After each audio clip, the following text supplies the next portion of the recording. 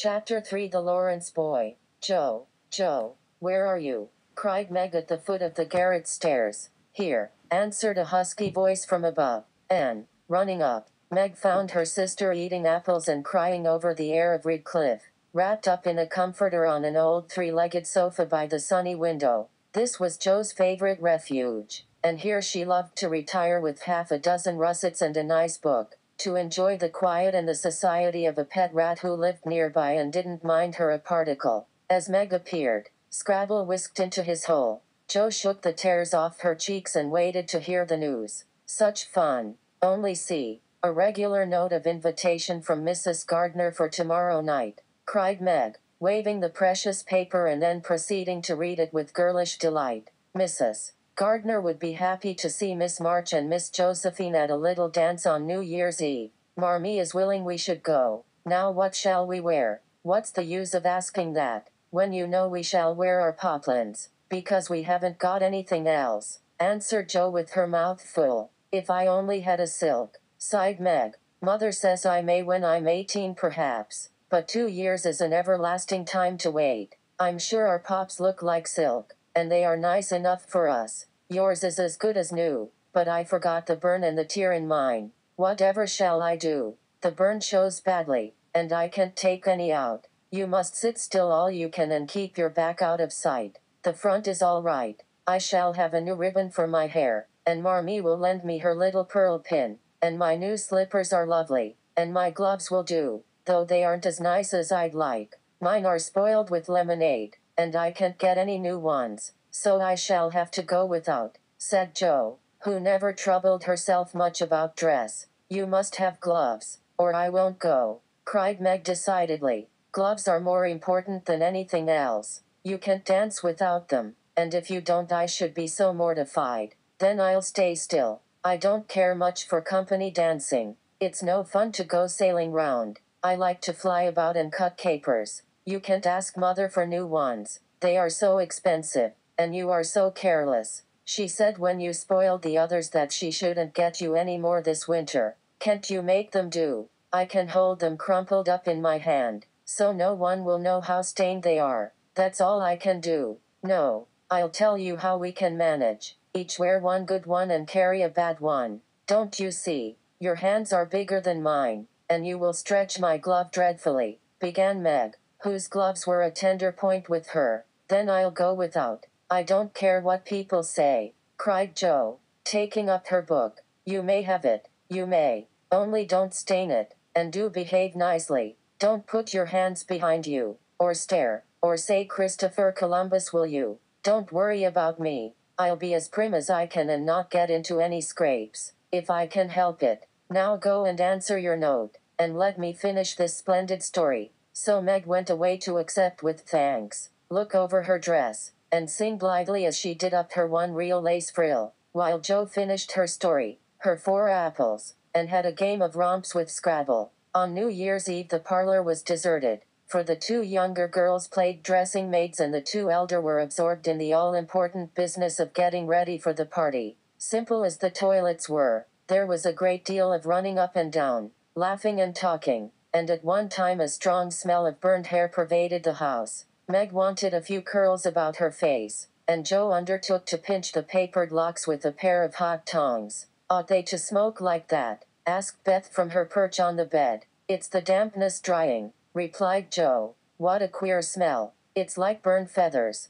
observed Amy, smoothing her own pretty curls with a superior air. There, now I'll take off the papers and you'll see a cloud of little ringlets, said Jo, putting down the tongs. She did take off the papers, but no cloud of ringlets appeared, for the hair came with the papers, and the horrified hairdresser laid a row of little scorched bundles on the bureau before her victim. Oh, what have you done? I'm spoiled. I can't go. My hair. Oh, my hair, wailed Meg, looking with despair at the uneven frizzle on her forehead. Just my luck. You shouldn't have asked me to do it. I always spoil everything. I'm so sorry, but the tongs were too hot, and so I've made a mess, groaned poor Jo, regarding the little black pancakes with tears of regret. It isn't spoiled. Just frizzle it, and tie your ribbon so the ends come on your forehead a bit, and it will look like the last fashion. I've seen many girls do it so, said Amy consolingly.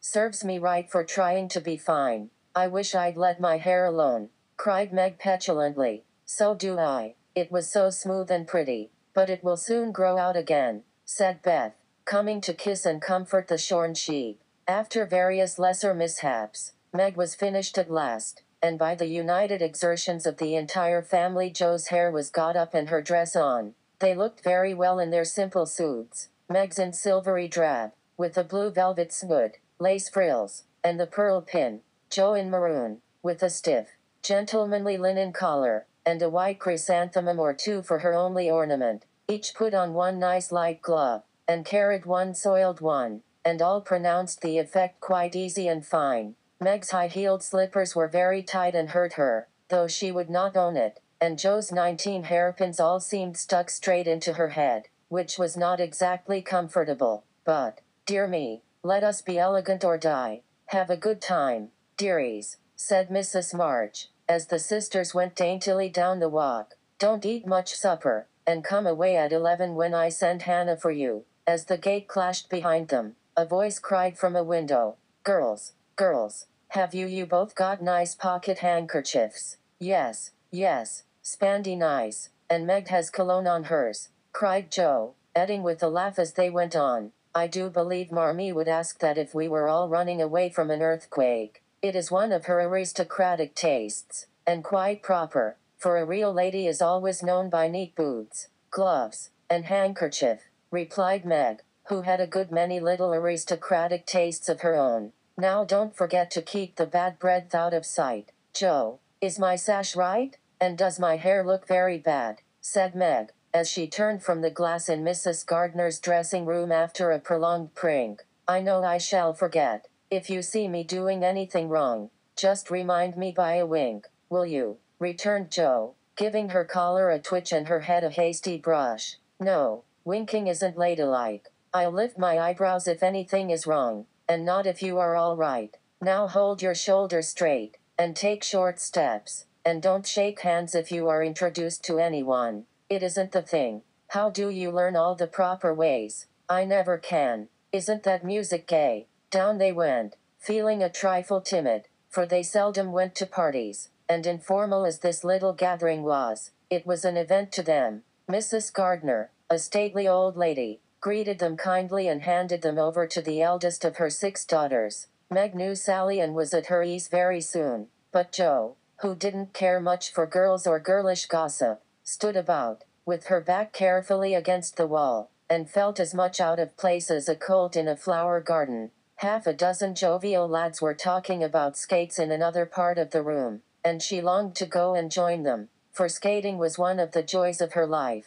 She telegraphed her wish to Meg, but the eyebrows went up so alarmingly that she dared not stir. No one came to talk to her, and one by one the group dwindled away till she was left alone. She could not roam about and amuse herself, for the burnt breath would show, so she stared at people rather forlornly till the dancing began. Meg was asked at once, and the tight slippers tripped about so briskly that none would have guessed the pain their wearer suffered smilingly. Jo saw a big red-headed youth approaching her corner, and fearing he meant to engage her, she slipped into a curtained recess, intending to peep and enjoy herself in peace. Unfortunately, another bashful person had chosen the same refuge, for, as the curtain fell behind her, she found herself face to face with the Laurence boy. Dear me, I didn't know anyone was here, stammered Jo, preparing to back out as speedily as she had bounced in. But the boy laughed and said pleasantly, though he looked a little startled,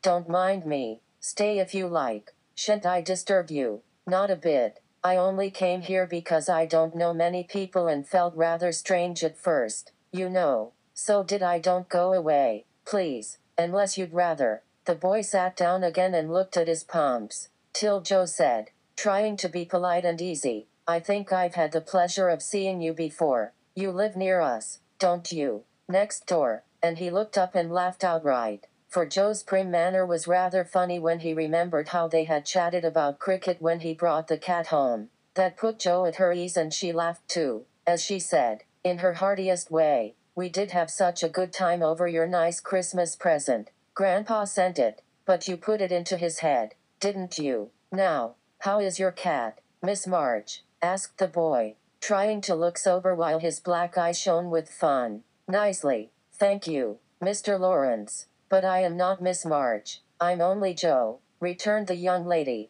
I'm not Mr. Laurence. I'm only Laurie. Laurie Laurence. What an odd name. My first name is Theodore, but I don't like it, for the fellows called me Dora, so I made them say Laurie instead. I hate my name, too. So sentimental. I wish everyone would say Jo instead of Josephine. How did you make the boys stop calling you Dora? Quotation mark. I thrashed 'em. Quotation mark. I can't thrash Aunt March, so I suppose I shall have to bear it. And Jo resigned herself with a sigh. Don't you like to dance, Miss Jo? Asked Laurie, looking as if he thought the name suited her. I like it well enough if there is plenty of room, and everyone is lively. In a place like this I'm sure to upset something, tread on people's toes, or do something dreadful, so I keep out of mischief and let Meg sail about. Don't you dance? Sometimes. You see, I've been abroad a good many years, and haven't been into company enough yet to know how you do things here. Abroad, cried Jo. Oh, tell me about it. I love dearly to hear people describe their travels. Laurie didn't seem to know where to begin, but Jo's eager questions soon set him going, and he told her how he had been at school in Vevey, where the boys never wore hats and had a fleet of boats on the lake, and for holiday fun went on walking trips about Switzerland with their teachers. Don't I wish I'd been there, cried Jo. Did you go to Paris? We spent last winter there. Can you talk French? We were not allowed to speak anything else at Vevey. Do say some. I can read it, but can't pronounce. Quotation mark. Quel nom est une demoiselle en les pantoufles jolies. Quotation mark. How nicely you do it. Let me see, you said. Who is the young lady in the pretty slippers? Didn't you? Quotation mark. Oui, mademoiselle. Quotation mark. It's my sister Margaret, and you knew it was. Do you think she is pretty? Yes, she makes me think of the German girls. She looks so fresh and quiet, and dances like a lady. Jo quite glowed with pleasure at this boyish praise of her sister, and stored it up to repeat to Meg. Both piqued and criticized and chatted till they felt like old acquaintances. Laurie's bashfulness soon wore off, for Jo's gentlemanly demeanor amused and set him at his ease, and Jo was her merry self again, because her dress was forgotten and nobody lifted their eyebrows at her. She liked the Laurence boy better than ever and took several good looks at him, so that she might describe him to the girls, for they had no brothers, very few male cousins, and boys were almost unknown creatures to them. Curly black hair, brown skin, big black eyes, handsome nose, fine teeth, small hands and feet, taller than I am, very polite, for a boy, and altogether jolly. Wonder how old he is. It was on the tip of Jo's tongue to ask, but she checked herself in time and, with unusual tact, tried to find out in a roundabout way. I suppose you are going to college soon? I see you pegging away at your books. No, I mean studying hard. And Jo blushed at the dreadful pegging which had escaped her. Laurie smiled but didn't seem shocked, and answered with a shrug. Not for a year or two. I won't go before 17. Anyway, aren't you but 15? Asked Jo, looking at the tall lad, whom she had imagined 17 already. 16. Next month. How I wish I was going to college. You don't look as if you liked it. I hate it. Nothing but grinding or skylarking. And I don't like the way fellows do either. In this country. What do you like? To live in Italy, and to enjoy myself in my own way. Jo wanted very much to ask what his own way was, but his black brows looked rather threatening as he knit them, so she changed the subject by saying, as her foot kept time, "That's a splendid polka. Why don't you go and try it? If you will come too," he answered, with a gallant little bow. "I can't, for I told Meg I wouldn't, because..." There Jo stopped, and looked undecided whether to tell or to laugh. "Because, what? You won't tell? Never. Well, I have a bad trick of standing before the fire, and so I burn my frocks, and I scorched this one, and though it's nicely mended, it shows, and Meg told me to keep still so no one would see it. You may laugh, if you want to. It is funny, I know, But Laurie didn't laugh.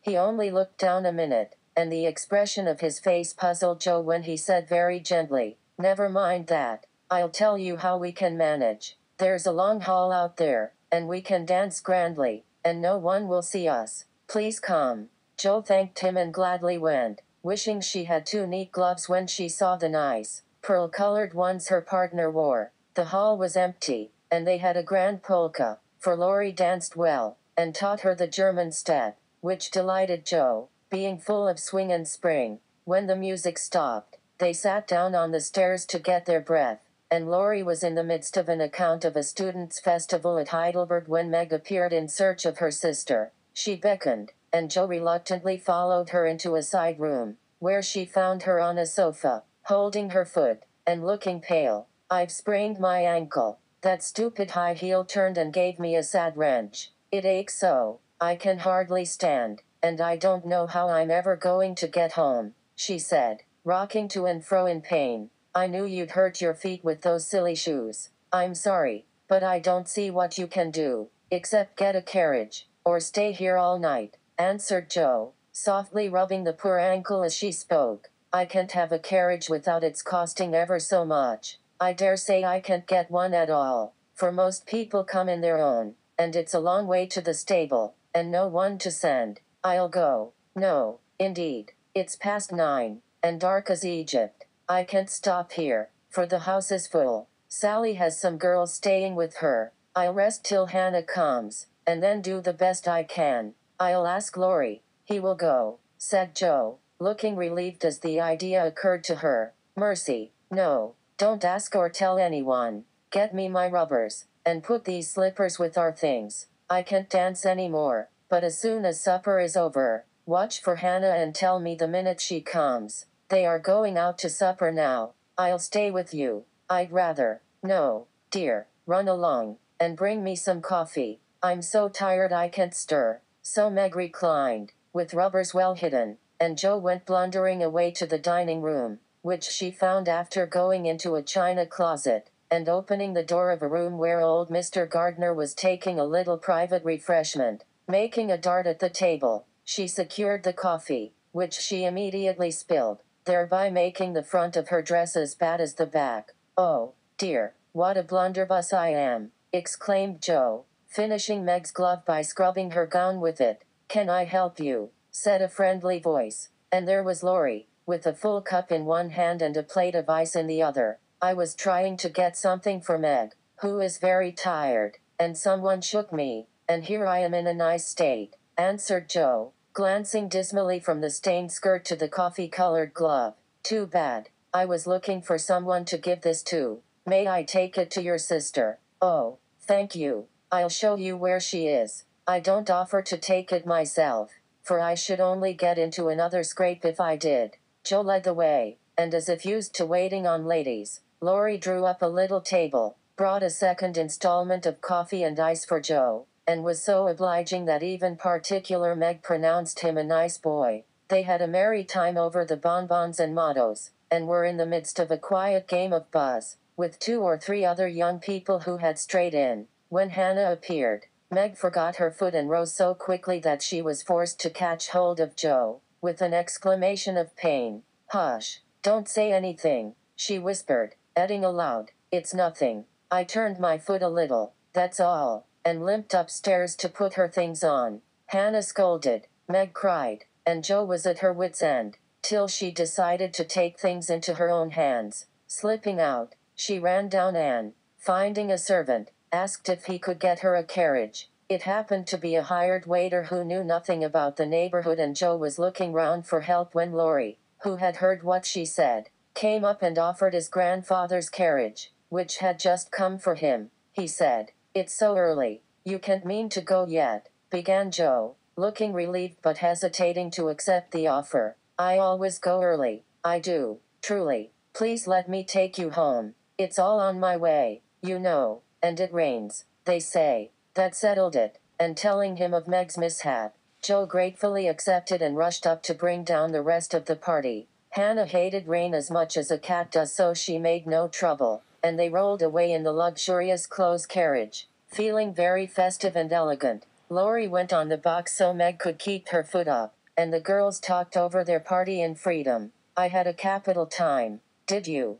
Asked Jo, rumpling up her hair, and making herself comfortable. Yes, till I hurt myself. Sally's friend, Annie Moffat, took a fancy to me, and asked me to come and spend a week with her when Sally does. She is going in the spring when the opera comes, and it will be perfectly splendid, if Mother only lets me go, answered Meg, cheering up at the thought. I saw you dancing with the red-headed man I ran away from. Was he nice? Oh, very. His hair is auburn, not red, and he was very polite, and I had a delicious redowa with him. He looked like a grasshopper in a fit when he did the new step. Laurie and I couldn't help laughing. Did you hear us? No, but it was very rude. What were you about all that time? Hidden away there. Jo told her adventures, and by the time she had finished they were at home. With many thanks, they said good night and crept in, hoping to disturb no one, but the instant their door creaked, 2 little nightcaps bobbed up, and 2 sleepy but eager voices cried out, "Tell about the party, tell about the party." With what Meg called a great want of manners, Jo had saved some bonbons for the little girls, and they soon subsided, after hearing the most thrilling events of the evening. I declare, it really seems like being a fine young lady, to come home from the party in a carriage and sit in my dressing gown with a maid to wait on me, said Meg, as Jo bound up her foot with arnica and brushed her hair. I don't believe fine young ladies enjoy themselves a bit more than we do, in spite of our burned hair, old gowns, 1 glove apiece and tight slippers that sprain our ankles when we are silly enough to wear them, and I think Jo was quite right.